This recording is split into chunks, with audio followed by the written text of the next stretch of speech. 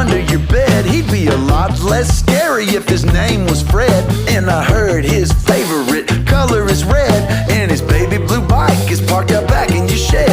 Now Freddy's favorite thing to do is go to the beach. He brings a picnic basket and fills it up with sweets. He puts up an umbrella to stay out of the heat. Later he hits the buffet, it's an all you can eat.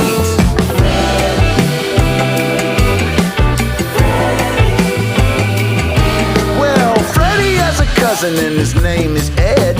He's half Freddy's size but with a bigger head.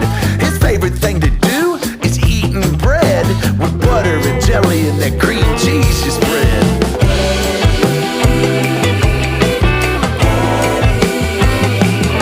Now do you know what happened? I woke up one night. Freddy and Eddie got into a fight. Freddy was bothered by Eddie's reading light, and they had to call their grandma to set things right. Now I can hear Grandma's dragon voice from over the phone. She was telling it straight, boys, leave it alone. If you don't settle down, I will play my trombone, and Grandpa Dragon will bust out his saxophone.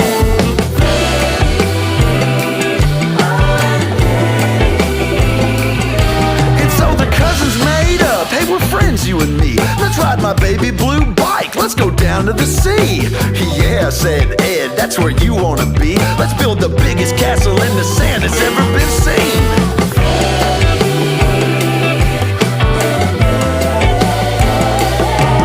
Now your room is quiet, you can't hear a sound. No one's under your bed, no dragons around. So hurry, close your eyes, they'll soon be back in town. Before you know it, they'll be blowing up a storm, jumping up